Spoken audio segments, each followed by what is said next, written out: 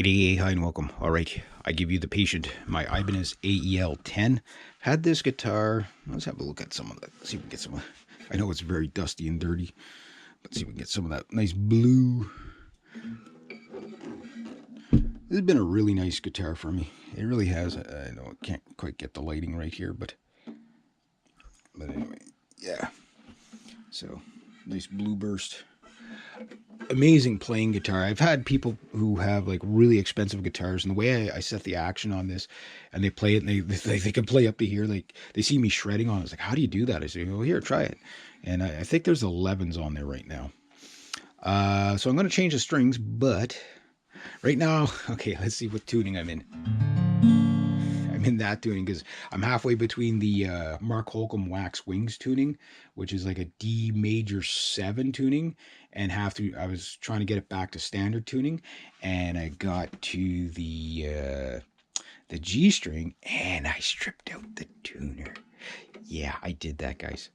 So I stripped out this tuner about 3 years ago, 2-3 years ago. It looks like I'm going to put the matching over here. But these tuners lasted since 2005. I don't know, I guess it was just tuners go when they go. But it has I don't know if that's a Pau Ferro or a rosewood fingerboard. I think it's an actual Pau Ferro, come to think. I always thought it was a rosewood fingerboard. Nice dark fingerboard. But I've oiled this many times over the years, and then just me playing it. It was a lot brighter when I got it, but I like the dark. The action and the neck on this is actually really nice. It's a gloss neck, sure, but it's a great guitar. I did quite a few shows with it, but I also the jam nights with this. I've done so many jam nights. I must have had 100 people play this guitar, and they've always said the same thing. It's like, wow, for a cheap guitar, it really gets the job done. And it's aesthetically very pleasing. If you look at the what they call that, mezzine, not mezzine. What the hell do they call this thing around the Maserette? Whatever they call this thing around the lazarette. I can't remember what they call this thing, but anyway, it looks really nice. I'm sure it's just a sticker, but it's fancy. It's a fancy guitar. The controls on this, basically, I dropped 1 drop of guitar polish in there, and they're hit and miss. Whether they, I don't think there's a battery in it right now, but I might try to see if they work. But what was cool about this guitar is, okay, there's your battery compartment there. I don't think there's any battery in there, but I can imagine those are good and dead. But, yeah, but anyway, yeah. So, okay, come on now. But anyway, there's an XLR cable on there. And when you hooked up the XLR, you have a 1/4 inch and XLR.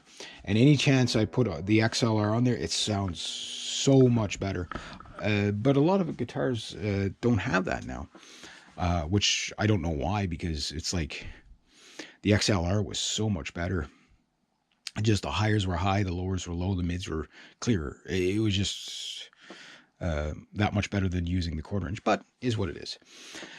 That said, I can't really rely on it. This guitar's got 2 problems, so I got to get the new tuner on there. I don't think I'm going to have time to do it today, but as long as, say, between this week and next week, if I can get the new tuner on there, I have it sitting in a bag somewhere in my music room. That's the good news, is it's in there, but the bad news is somewhere in there. Somewhere it could take me an hour to find it. So I'm going to get that new tuner on there, put the new strings on there, get this thing all settled up. I'm just going to leave this one in standard tuning. The only drop tuning I'll be doing is like a drop D. Yeah, for maybe 2 songs. And if I do, it depends on whether I do the one song on this or on the mandolin. It's hard to say, because I learn every song many different ways, right? So I learn on the 6 string and then 12 string, or the 12 string, and then or the mandolin, and it just gives me options. So if I'm really feeling that people are really digging the mandolin, I'll do as much on the mandolin as possible. If I find people are getting annoyed by the mandolin, I'll grab the guitar again, or I'll back and forth. It's kind of cool. It's kind of cool. So yeah, so this one's going to get all cleaned up because there's a lot of dust on it. Ooh, that's dirty. A lot of dust. So I got to get cleaned up, get the old strings off of it. test out the pickup to see if I'm going to be able to get away with it. I'd like to at least have it as a backup.